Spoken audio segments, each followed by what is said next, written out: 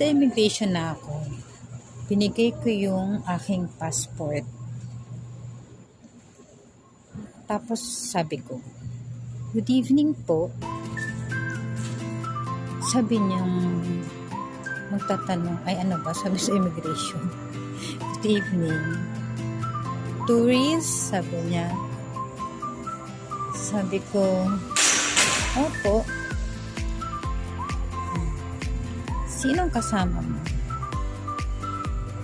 "Sister ko po." "Nasaan ang sister mo?" "Nasa Bali po." "Presidente siya?" "Hindi po, galing po siya ng US." "Kailan ang balik mo?" 2 weeks po ako. April 28, 1 p.m. po, andito na ako sa Manila. "Tapat ka dyan, picturean kita."